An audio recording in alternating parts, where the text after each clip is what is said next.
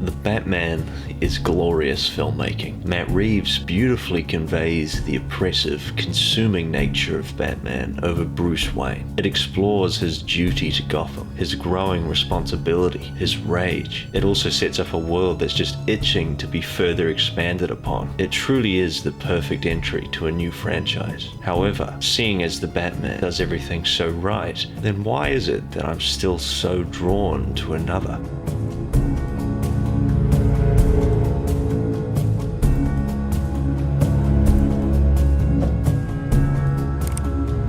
You see, it's not as simple as the Batman or the Dark Knight. Which is better? Which do you prefer? As I'm sure you'll know and would have heard many times before, film is subjective. It's up to you, the viewer, to decide. And I'm not here to change your opinion. As for me, each film excels in different areas. Both Christopher Nolan and Matt Reeves have each masterfully crafted, narratively rich, grounded, and convincing visions for Batman's world. The Batman specifically has even given us perhaps the most comic book accurate Gotham City we've ever seen on screen. But while I can't tell you definitively what film's better, I can, however, tell you what I'd rather watch again. Both films are remarkably different, highlighting the power of interpretation and exploring how a character can evolve to reflect the times, therefore maintaining its relevance. But what do I mean by different? Well, for example, take a look at this. These are the opening scenes of both the Batman and the Dark Knight synced together, each roughly about 5 minutes in length. And already in the opening scenes, the biggest difference is already present.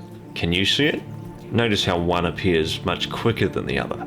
Pace. It's all to do with pace. This is the difference which defines both films, and it sets up the overall approach to structure going forward. And each works for what they're trying to achieve. While Reeves' The Batman seeks to emanate a detective noir-style thriller much like David Fincher's Seven, The Dark Knight fits more in line with Michael Mann's Heat, a crime film which was greatly influential over Nolan as a director, which is discussed at great length. The Dark Knight's high regard and fandom isn't solely reliant on Heath Ledger's Joker. Even though it's definitely a prominent factor, The Dark Knight has this unrivaled energy, a rapidly mounting order of events which are relentless and mesmerizing, each more iconic and tension-filled than the last. These sequences never truly let up, and its pace is perhaps insurmountable for most in the comic book genre. This is even without much in the way of action. It's mainly dialogue-driven, and somehow it doesn't get bogged down in all this. It always carries this forward-pressing momentum and narrative purpose, which adds a sense of urgency to each and every scene. The Batman, however, carries a far different approach. Its scenes are far longer, more drawn out, and bleed into one another. This approach is fitting for the style of film, but I find it soon becomes overpowered by the Dark Knight's ability to carry engagement. While the Batman tells a great story, it follows a mystery film format where the villain slowly unravels his master plan. While it does work, it also severely limits how the film can be rewatched, as its biggest mystery has already been answered. Think of other mystery films like Knives Out, Death on the Nile, and Seven, the last of which Reeves was directly inspired by for the film. While all impeccably made, they don't particularly lend themselves to a rewatch. But it is truly fascinating how pace and the overall velocity of a film